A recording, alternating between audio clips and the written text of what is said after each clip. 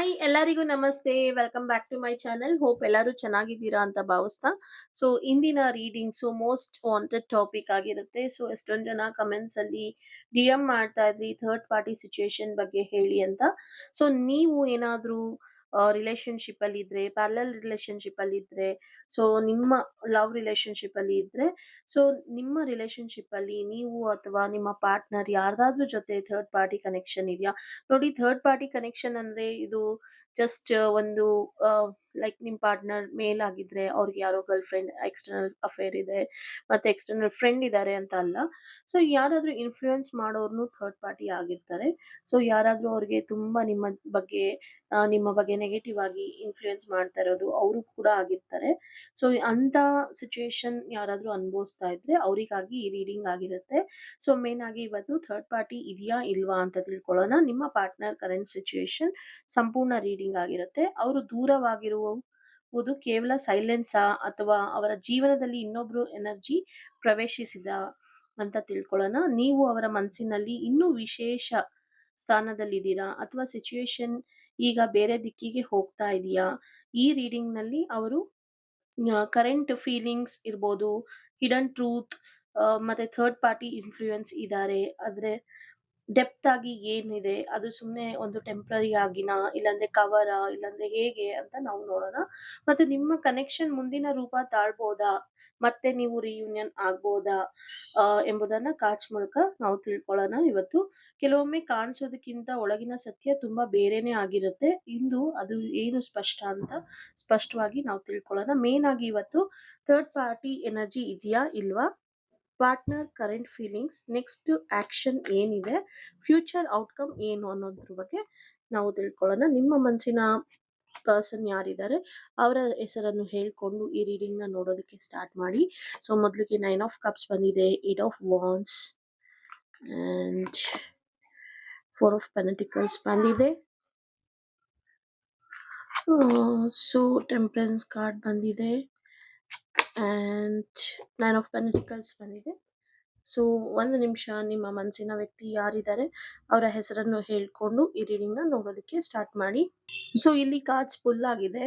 So ಈ cards ನ ನೋಡ್ತಾ ಇದ್ರೆ, ಎನರ್ಜೀಸ್ ನೋಡ್ತಾ ಇದ್ರೆ, ಸೊ ಇಲ್ಲಿ third party presence strong direct confirmation ಆಗಿ ಕಾಣಿಸ್ತಾ ಇಲ್ಲ. ಇದು ಒಂದು ನಿಮ್ಮ ಪ್ರೀತಿ ಒಂದು ರೈಟ್ ವೇ ಅಲ್ಲಿದೆ ಅಂತ ಅರ್ಥ ಇದೆ.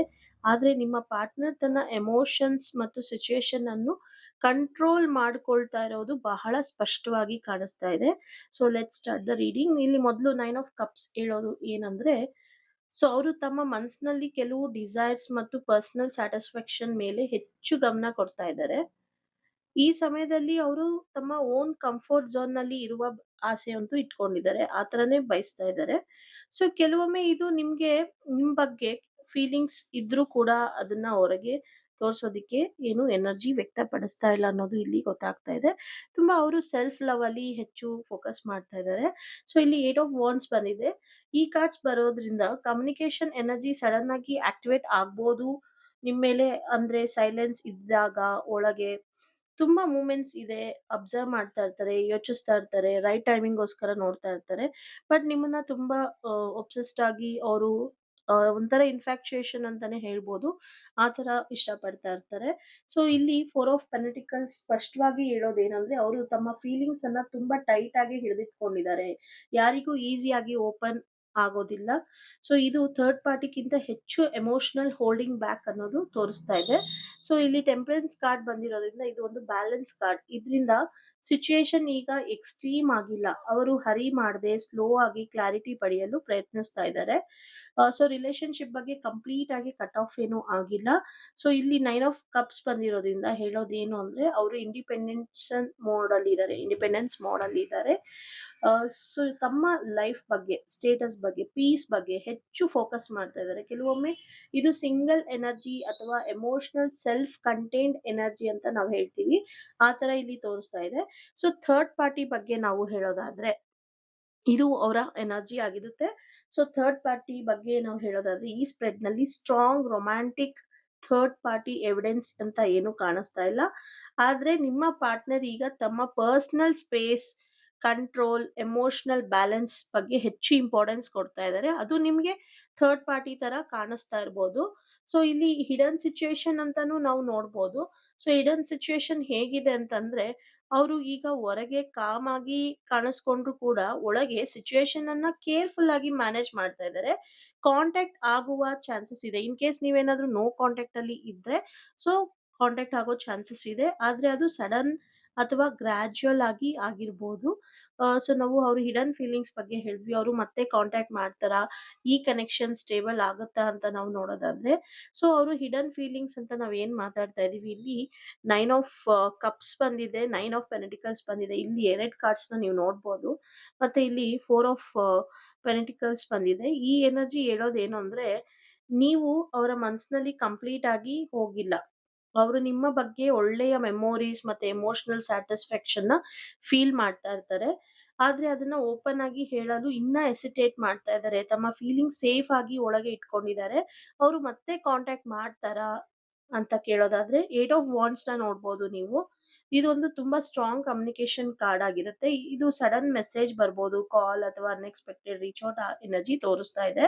ಸೊ ಸೈಲೆನ್ಸ್ ಇದ್ರೂ ಕೂಡ ಮೂವ್‌ಮೆಂಟ್ಸ್ ಇದೆ. ಕೆಲವೊಮ್ಮೆ ಡಿಲೇ ಆದ ನಂತರ ಫಾಸ್ಟ್ ಆಗಿ ಕಾಂಟ್ಯಾಕ್ಟ್ ಆಗುವ ಸೂಚನೆ ಖಂಡಿತ ಇದೆ. ಈಗ ಅವರ ಮೈಂಡ್‌ಸೆಟ್ ಹೇಗಿದೆ? ಟೆಂಪರೆನ್ಸ್ ಕಾರ್ಡ್ ಬ್ಯಾಲೆನ್ಸ್ ಮಾಡ್ಕೋಬೇಕಾಗಿದೆ. ಸೊ ಟೆಂಪರೆನ್ಸ್ ಕಾರ್ಡ್ ಬಂದಿರೋದ್ರಿಂದ ಅವರು ಯಾವುದನ್ನೇ ಆತ್ರದಿಂದ, ಅರ್ಜೆಂಟಿಂದ ಏನನ್ನೂ ಡಿಸಿಷನ್ ತಗೊಳಲ್ಲ. ಅವರು ಟೈಮಿಂಗ್ ನೋಡ್ತಾರೆ. ಸಿಚುಯೇಷನ್ ಬ್ಯಾಲೆನ್ಸ್ ಆದ ನಂತರ ಮಾತ್ರ ಸ್ಟೆಪ್ ತೆಗೆದುಕೊಳ್ಬೇಕು ಅಂತ ಯೋಚನೆ ಮಾಡ್ತಾ ಇದ್ದಾರೆ. ಆದ್ರೆ ಕಾಂಟ್ಯಾಕ್ಟ್ ಬರ್ತಾ ಖಂಡಿತ ಬರುತ್ತೆ. ಪೇಷನ್ಸ್ ಬೇಕಾಗುತ್ತೆ. ಹೆಚ್ಚು ಪೇಷನ್ಸ್ ಇದ್ದಾಗ ಖಂಡಿತ ಅವರು ಬರ್ತಾರೆ. ಈ ಕನೆಕ್ಷನ್ ಸ್ಟೇಬಲ್ ಆಗುತ್ತಾ? ಸೊ ಲಾಂಗ್ ಟರ್ಮ್ ಅಲ್ಲಿ ಹೋಗುತ್ತಾ ನಮ್ಮ ಕನೆಕ್ಷನ್ ಅಂತ ನಾವು ಕೇಳೋದಾದ್ರೆ, ಇಲ್ಲಿ 9 ಆಫ್ ಪೆಂಟಿಕಲ್ಸ್ ಬಂದಿರೋದ್ರಿಂದ ಈಗ ಇಬ್ರಲ್ಲೂ ಇಂಡಿಪೆಂಡೆನ್ಸ್ ಸ್ಟ್ರಾಂಗ್ ಆಗಿ ಇದೆ. ಸೊ ರಿಲೇಶನ್‌ಶಿಪ್ ಸ್ಟೇಬಲ್ ಆಗ್ಬೇಕು ಅಂದ್ರೆ ಎಮೋಷನಲ್ ಓಪನ್ನೆಸ್ ಆಗ್ಬೇಕಾಗತ್ತೆ. ಇಲ್ಲದಿದ್ರೆ ಕನೆಕ್ಷನ್ ಸ್ಲೋ ಪೇಸ್‌ನಲ್ಲೇ ಸಾಗ್ತಾ ಇರುತ್ತೆ. ಈ ಕಡೆನೂ ಬರಲ್ಲ 3ಕ್ಕೆ ಇಳಿಯಲ್ಲ 6ಕ್ಕೆ ಏರಲ್ಲ ಅಂತೀವಲ್ಲ, ಆ ತರ ಸಿಚುಯೇಷನ್ನೇ ಆಗುತ್ತೆ. ಸೊ ಪೇಷನ್ಸ್ ಇಂದ ಇರಿ. ಖಂಡಿತ ಅವ್ರಿಗೆ ಅಂತ ಸ್ಪೇಸ್ ಕೊಡಿ. ಸ್ಲೋ ಪೇಸಲ್ಲಿ ಹೋದ್ರೂ ಪರವಾಗಿಲ್ಲ. ಸೊ ನನಗೆ ನನ್ನ ಕನೆಕ್ಷನ್ ಸ್ಟ್ರಾಂಗ್ ಆಗ್ಬೇಕು, ಮತ್ತೆ ಅವ್ರು ಬರ್ಬೇಕು ಅಂತ ಇದ್ರೆ ಖಂಡಿತ ಅದು ಸಾಧ್ಯತೆ ಇದೆ ಅಂತ ಹೇಳೋದಕ್ಕೆ ಇಷ್ಟಪಡ್ತೀನಿ. ಓವರ್ ಆಲ್ ಮೆಸೇಜ್ ಅಂತ ನೋಡೋದಾದ್ರೆ, ಈ ಪರ್ಸನ್, ನಿಮ್ಮ ಮನಸ್ಸಿನ ಪರ್ಸನ್ ಕಂಪ್ಲೀಟ್ ಆಗಿ ಇಲ್ಲಿ ಡಿಸ್ಕನೆಕ್ಟ್ ಆಗಿಲ್ಲ. ಥರ್ಡ್ ಪಾರ್ಟಿ ಸ್ಟ್ರಾಂಗ್ ಆಗಿ ಕಾಣ್ತಾ ಇಲ್ಲ. ಆದ್ರೆ ಎಮೋಷನಲ್ ವಾಲ್ ಅಂತೂ ಖಂಡಿತ ಇದೆ. ಅದು ಎಮೋಷನಲ್ ವಾಲ್ ಪರ್ಸನಲ್ ಸ್ಪೇಸ್‌ಗೂ ಕೂಡ ಆಗಿರ್ಬೋದು, ಇಲ್ಲ ಹೈ ಇನ್‌ಫ್ಲೂಯೆನ್ಸ್‌ಗಾದ್ರೂ ಆಗಿರ್ಬೋದು. ಅವರು ತಮ್ಮ ಪೇಸ್‌ನಲ್ಲಿ ಮುಂದೆ ಬರ್ತಾ ಇರ್ತಾರೆ. ಸೊ ನೀವು ಸ್ವಲ್ಪ ಪೇಷನ್ಸ್ ಇಂದ ಇರೋದ್ರಿಂದ ಎಲ್ಲವೂ ಸಾಧ್ಯತೆ ಆಗತ್ತೆ. ಅವರು ನೆಕ್ಸ್ಟ್ ಆಕ್ಷನ್ ತಗೊಳ್ಬೇಕು ಅಂದ್ರೆ ಖಂಡಿತ ಅವರು ನೆಕ್ಸ್ಟ್ ಆಕ್ಷನ್ ತಗೊಂಡೇ ತಗೊಳ್ತಾರೆ. ಅವರ ನೆಕ್ಸ್ಟ್ ಆಕ್ಷನ್ ಕಡೆ ಹೇಗೆ ಹೋಗ್ಬೇಕು, ಅವರು ರಿಯೂನಿಯನ್ ಬಗ್ಗೆ ಯೋಚನೆ ಮಾಡ್ಬೇಕು ಅಂತ ಇದ್ರೆ ಖಂಡಿತ ರಿಯೂನಿಯನ್ ಆಗುತ್ತೆ. ನೀವು ಅದಕ್ಕೆ ಒಂದು ಕಾಂಪ್ರಮೈಸ್ ಇಲ್ದೇನೆ ನೀವು ಪೇಷನ್ಸ್ ಆಗಿ ಅವ್ರಿಗೋಸ್ಕರ ಸ್ವಲ್ಪ ಕಾಂಪ್ರಮೈಸಸ್ ಮಾಡ್ಕೋಬೇಕಾಗುತ್ತೆ.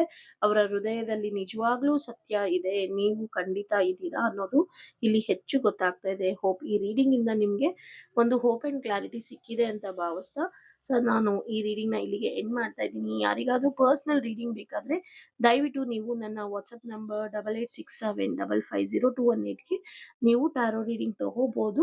ಸೊ ರಿಲೇಶನ್‌ಶಿಪ್ ರೀಡಿಂಗ್ ಬೇಕಾ? ಇಲ್ಲ ವೆಲ್ತ್ ಬಗ್ಗೆನಾ? ಸೊ ನಿಮ್ಗೆ ಯಾವ ರೀಡಿಂಗ್ ಬೇಕು ಅಂತ ಸ್ಪೆಸಿಫೈ ಮಾಡಿದ್ರೆ so that it will be easy for me to help ಅಂತ ಹೇಳ್ತಾ, ಇದು ಒಂದು ಜೆನರಿಕ್ ರೀಡಿಂಗ್ ಆಗಿರುತ್ತೆ. ಎಲ್ಲರಿಗೂ ಇದೇ ತರ ಸಿಚುಯೇಷನ್ ಇರಬೇಕು ಅಂತ ಅಲ್ಲ. ಸೊ ನಿಮಗೆ ಕನೆಕ್ಟ್ ಆದ್ರೆ, ನಿಮಗೆ ರೆಸನೇಟ್ ಆದ್ರೆ ಮಾತ್ರ ನೀವು ಇದನ್ನ ಅಕ್ಸೆಪ್ಟ್ ಮಾಡ್ಕೊಳ್ಳಿ. ಸೊ ರೆಸನೇಟ್ ಆಗಿಲ್ಲ ಅಂದ್ರೆ ಚಿಂತೆ ಬೇಡ. ದಯವಿಟ್ಟು ನೀವು ಪರ್ಸನಲ್ ರೀಡಿಂಗ್ ತಗೊಂಡು ಒಂದು ಹೋಪ್ ಅಂಡ್ ಕ್ಲಾರಿಟಿ ತಗೊಳ್ಳಿ ಅಂತ ಹೇಳ್ತಾ, thank you for watching. See you in the next video.